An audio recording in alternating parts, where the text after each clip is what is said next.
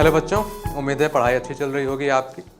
NEET exam बहुत दूर नहीं रह गया आपसे। इस समय आज 26 तारीख है। इस महीने में 5 दिन रह गए आपके और अगले महीने में 4 दिन, 5 मई को एग्ज़ाम है।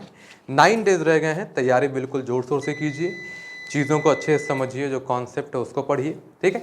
फॉर्मूले को बिल्कुल याद करते रहिए लगातार। फॉर्मूलों का याद रहना बहुत ज़रूरी है क्योंकि फॉर्मूला बेस्ड क्वेश्चंस आते हैं, ठीक है। तो क्या पढ़ना है, कितना पढ़ना है, अब वो डिसाइड करने का समय चला गया। अब जो भी पढ़ा है उसको रिवाइज कर लीजिए। नए टॉपिक को बिल्कुल टच मत कीजिए, ठीक है ना। पैनिक होने की बिल्कुल ज़रूरत नहीं है। हाँ, एग्ज़ाम में किस तरह बैठना है, किस तरह की मानसिकता लेके बैठनी है, इसके बारे में सोचना शुरू कर दीजिए, ठीक है ना। हेल्थ पे पूरा ध्यान दीजिए, बाहर थोड़ा कम निकलिए, खुद को फिट रखिए, ठीक है ना। पानी पीजिए, बहुत तेज़ गर्मी पड़ रही है, डिहाइड्रेट मत होइए बहुत ज़्यादा, क्योंकि हेल्थ हल्का सा भी खराब होगा अगर आपको तो फिर दिक्कत बढ़ने वाली है, ठीक है। तो ITS R17 के कुछ क्वेश्चन जो कि ऑप्टिक्स के हैं मैं उसे डिस्कस करने वाला हूं, और क्वेश्चन के साथ उनके पीछे के कॉन्सेप्ट्स को और उनके पीछे के फॉर्मूले को भी समझा जाएगा। तो ITS R17 के पेज नंबर 2 पे क्वेश्चन नंबर 12 है आपका। पेज नंबर 2 क्वेश्चन नंबर 12 क्या कह रहा है? कह रहा है two similar plano convex lenses are combined together in 3 different ways. कह रहा है दो जो है बिल्कुल सिमिलर प्लेनो कॉन्वेक्स लेंस हैं। सिमिलर मतलब दोनों का रेडियस क्या बोला, सेम दिया गया है, अपर्चर लेंथ भी दोनों का बिल्कुल सेम है। कह रहा है सोन इन द फिगर। डायग्राम में अगर आप देखेंगे तो कुछ इस तरह का एक प्लेनो कॉन्वेक्स, उसको बगल में ऐसे जोड़ा गया, एक दिया गया एक प्लेनो कॉन्वेक्स और दूसरा प्लेनो कॉन्वेक्स ऐसे जोड़ा गया, और तीसरा दिया हुआ है कि ये प्लेनो कॉन्वेक्स ऐसे रखा, ये प्लेनो कॉन्वेक्स ऐसे रखा है। कह रहा है the ratio of the focal length in these 3 cases. तो पहली चीज मैंने आपको बता रखी है कि अगर प्लेनो कॉन्वेक्स है, सॉरी अगर बाई कॉन्वेक्स है और इसको अगर वर्टिकली कट करें, तो अगर पहले फोकल लेंथ f था तो कट होने के बाद जो नए लेंसेज आएंगे उनका फोकल लेंथ 2f कितना हो जाता है, 2f। और अगर किसी लेंस को हम लोग उसके एक्सियल पे कट करें, अगर ऐसे कट किया जाए तो जो दो नए लेंसेज मिलेंगे कुछ इस तरह मिलेंगे अपने को, और ऐसे कट करने पे फोकल लेंथ में कोई चेंज आने वाला नहीं है। हाँ, इमेज की इंटेंसिटी घट जाएगी लेकिन फोकल लेंथ बदलेगा नहीं। यहाँ फोकल लेंथ डबल हो जाएगा, इमेज की इंटेंसिटी में कोई चेंज नहीं आएगा, क्योंकि वर्टिकल कट करने पे अपर्चर लेंथ नहीं बदला। अपर्चर लेंथ अगर सेम होगा तो इमेज की इंटेंसिटी भी क्या रहेगी, सेम। लेकिन अगर हॉरिजॉन्टली कट करेंगे तो फिर क्या है, इमेज की इंटेंसिटी घट जाएगी, अपर्चर लेंथ घट गया, लेकिन हाँ फोकल लेंथ चेंज नहीं होगा। Well okay.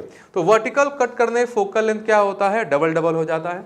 तो कह रहा है डबल डबल, जैसे मान लें, अब कह रहा है कि अगर मान लें पहले एक लेंस था, उसको फोकल लेंथ मान लो f था, प्लेनो कॉन्वेक्स का मान ले कितना हो गया, 2f। अब कह रहे हैं 2f को एक बार ऐसे जोड़ा गया, एक बार ऐसे जोड़ा गया, एक बार ऐसे जोड़ा गया। तो दो लेंसेज अगर साइड बाय साइड कंबाइन है तो कॉम्बिनेशन के फोकल लेंथ का फॉर्मूला होता है 1/f1 + 1/f2। 3 होंगे तो 1/f3। साइन का पूरा इस्तेमाल करेंगे, कॉन्वेक्स है तो प्लस फोकल लेंथ, कॉन्केव है तो माइनस फोकल लेंथ। ओके, अब यहां पर आप देखें अगर तो लेंस कैसा है, कॉन्वेक्स, तो फोकल लेंथ हमेशा क्या होगा, पॉजिटिव। ऐसे लिंक किया तो कितना आ जाएगा, 1/2f + 1/2f। ऐसे जोड़ेंगे तब भी तो 1/2f और 1/2f होगा, ऐसे जोड़ेंगे तब भी 1/2f + 1/2f ही रहेगा। रेडियस किस साइड है उससे उसके साइन में कोई चेंज आने वाला नहीं है।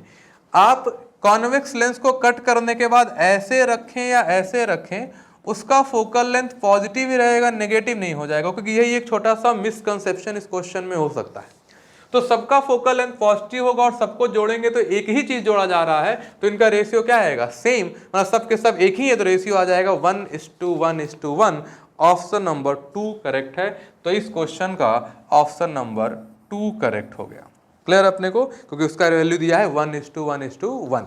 किसी भी क्वेश्चन में कोई दिक्कत होगा कमेंट बॉक्स में आप बता भी सकते हैं, ठीक है। आइए अगला क्वेश्चन डिस्कस किया जाए। अब एक बार ध्यान से देख लीजिएगा स्क्रीन पॉज करके। ओके, अगला क्वेश्चन देखा जाए तो अगला क्वेश्चन अगला ही है 13, क्वेश्चन नंबर 13। नेक्स्ट क्वेश्चन, अगर 13th क्वेश्चन देखो कि पेज नंबर 2 पर ही है, क्वेश्चन नंबर 13 अगर पेज नंबर 2 पे देख लें, कह रहे when a glass prism of refracting angle 60, refracting angle, prism angle या एंगल ऑफ प्रिज्म जिसे बुलाते हैं हम लोग, एंगल ऑफ प्रिज्म को ही रिफ्रैक्टिंग एंगल बुलाते हैं। क्या बुलाते हैं, रिफ्रैक्टिंग एंगल, और इसी को प्रिज्म एंगल भी बुलाया जाता है। ठीक है ना। और सबको डिनोट किससे करते हैं हम लोग, ए से। तो प्रिज्म एंगल यानी रिफ्रैक्टिंग एंगल यानी एंगल ऑफ प्रिज्म ए दिया है कितना आपने को, 60 डिग्री दिया गया, ठीक है। कह रहा है is emerge in liquid, it's angle of minimum deviation is 30 degree. तो कह रहा है उसको एक लिक्विड में इमर्स कर दिया गया, एक प्रिज्म है जिसको किसी लिक्विड में इमर्स कर दिया गया। मिनिमम एंगल ऑफ डेविएशन दिया गया है आपको, मिनिमम एंगल ऑफ डेविएशन दिया गया है आपको 60 डिग्री, नॉट 60, 30 डिग्री। कह रहा था critical angle of glass with respect to the liquid medium is. तो क्रिटिकल एंगल ऑफ ग्लास, देखो क्रिटिकल एंगल पूछा, फॉर्मूला अपने को क्रिटिकल एंगल का पता होना चाहिए, क्या होता है भाई, sine C is equal to 1/μ, यही फॉर्मूला होता है। अगर म्यू मिल गया अपने को तो क्या है, क्रिटिकल एंगल मिल जाएगी।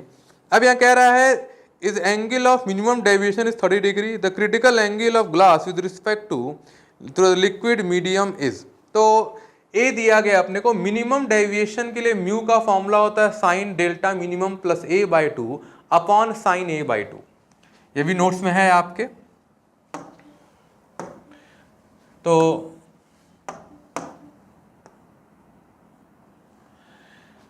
मिनिमम डेविएशन साइन का फॉर्मूला क्या होता है, sine del minimum plus A/2 upon sine A/2।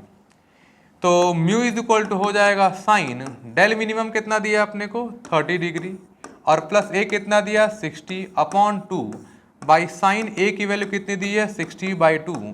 ये आ गया आपका साइन 90/2 45, ये आ गया साइन 60/2 आपका 30 डिग्री। तो साइन 45 कितना होता है 1/√2, साइन 30 कितना होगा 1/2। तो म्यू की वैल्यू कितनी आ गई 2/√2, 2/√2 का मतलब क्या होता है √2। अब म्यू की वैल्यू √2 आ गई। कह रहा था critical angle of glass with respect to the liquid medium. अब चूंकि मीडियम के अगर बात करें तो म्यू जो आया है आपका, हम मिनिमम डेविएशन भी लिक्विड के अंदर ही दिया है, तो जो म्यू निकल रहा है वो भी लिक्विड के अंदर ही निकल रहा है, और लिक्विड के अंदर ही अगर निकालना है तो sine C is equal to 1/μ मतलब √2। तो C की वैल्यू कितनी आ गई 45 डिग्री, क्योंकि इसी 45 1/√2 होता है। ऑप्शन नंबर 2 इसका भी करेक्ट है, ठीक है ना। ओके, क्वेश्चन नंबर 14 देखें। अगला क्वेश्चन स्क्रीन पॉज करके समझना होगा, समझ लीजिएगा इसको।